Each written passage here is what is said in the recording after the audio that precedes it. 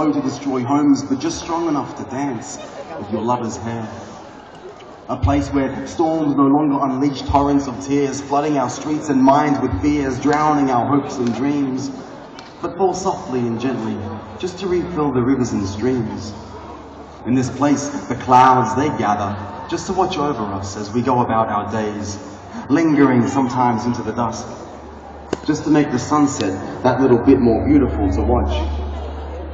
In this place, giants walk with their heads held high, shoulders back straight. Giants walk like you and I. These giants, they walk with confident intent and deep loving care. While gazing into a distant sky, their footsteps are cautious and aware of where they land, for they wish to cause no harm to any creature that may tread that same path. In this place, mothers will no longer weep for missing husbands, estranged daughters or dead sons. They only cry out from the joy of their hearts every now and then. Fathers and sons will kick footballs and pass knowledge backwards and forth from future to past. Mothers and daughters are recognized for the glorious beings that they are, and siblings no longer fuss and fight, for all they were ever taught was how to laugh. In this place, the moon, she smiles on us as we dance into the night. And in the day, the sun warms our hearts and our minds with his light. We will no longer have to shoot down stars to fulfill our heart's desires. For all of our dreams would have already arrived, and our wishes will be right there next to us. In this place, there will be no longing, only being. We will no longer be wanting or needing, coming, going, trying, waiting or hoping. We will finally be present in the moment, no matter where we may be. In this place, the single piano note will be left to linger, so the strings of the guitar may dance with our fingers, and the sounds will travel through the crystal clear paths of our minds, for music will be the language of discussing the sublime. In this place, love will exist, unbounded by the fear of loss or measured by time. Love will no longer exist as a yearning in your heart or mine.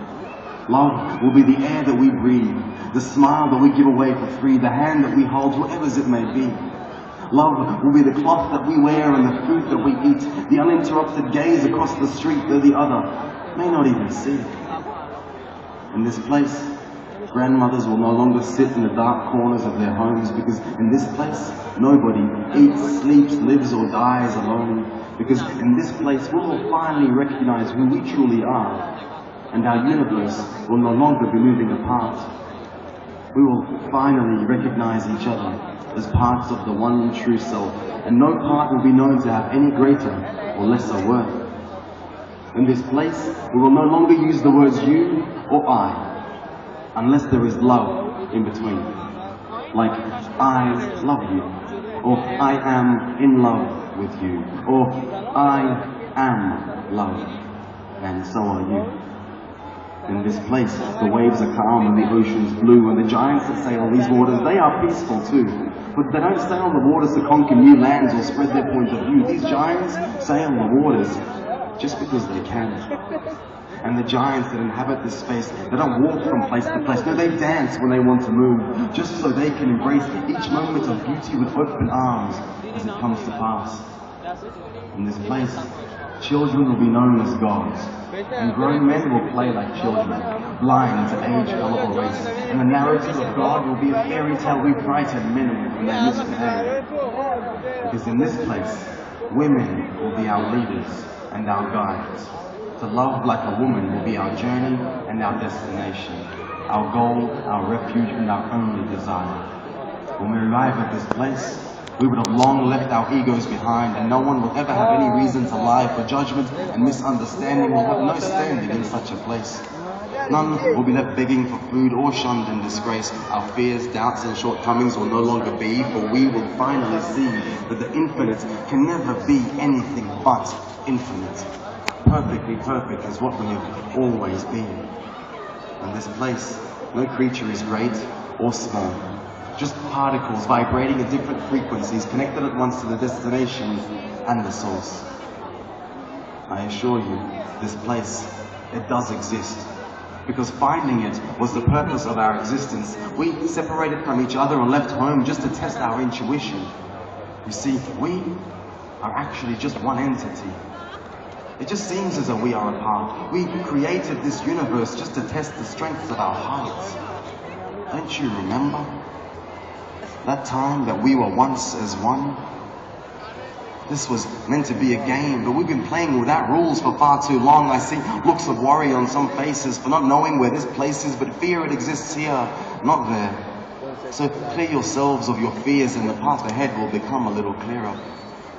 I know you two are looking for this place. It's the reason we all feel so displaced. The preoccupied father scouring the business section of the newspaper while his son waits with his kite in hand. The mother who loses a call at her daughter when the keys cannot be found. The workers on the buses and trains, the ones stuck in their cars each day going to and from, back and forth, keeping themselves busy, though they may or may not know, are all looking for this place.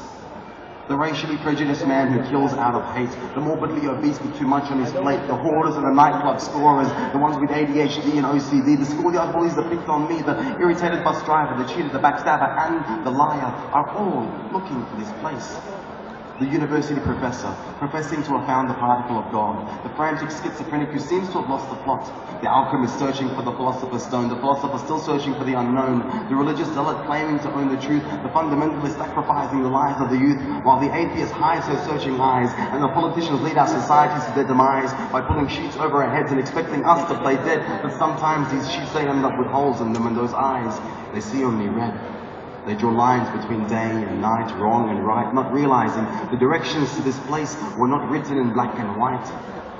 They were written in grey, hidden deep within the way the world sways, not at the peak or the trough, but finally inscribed in the whole length of the wave.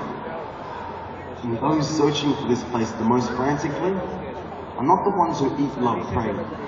They're the ones who drink, snort, suck, pop, rock, and sleep all day. The ones preoccupied with the most fashionable way to undress themselves or cut their wrists or their hair. They are the ones trying the hardest to hide the fact that they still care.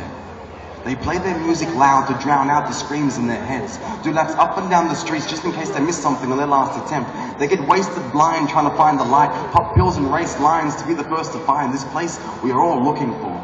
They line up in the cold to get into the dark buildings with the flashing lights, hoping that tonight might just be the night they get it right. Day in, day out, they're out and about, prowling the streets with their shoulders back, but their heads aren't held so high. They're tilted at an angle of 28 degrees, looking for the next victim to bear the brunt of their grief. Not having found this place we all need, these youth are looking for validation, trying to make sense of their alienation from a society that long stopped giving us stuff. Just give them cheap alcohol and drugs, flashing lights, camera phones with no action. Take their rights and some more, quell the reaction by giving them songs with no more than 2 lines so they can chant out in the dark like the war cry of a search party. These animals, they dance from restlessness, not from the joy of their hearts. And they drink so they won't have to cry. They know their day jobs are a lie. They only work during the week, so when the week comes to an end, they can continue the search for this place we all belong. A place where we can be whole, content and complete, where we can live peacefully and full of peace, where we will finally recognize each other as parts of the one true self and lose this ability to differentiate between one another.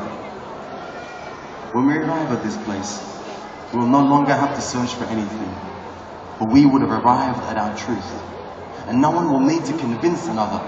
We will just smile and nod, knowing we both already knew.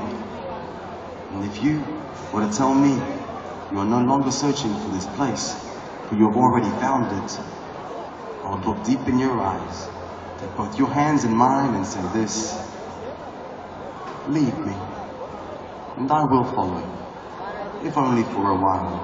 The least I owe you is a chance to show me your way home, because I'm still searching for now. Thank you.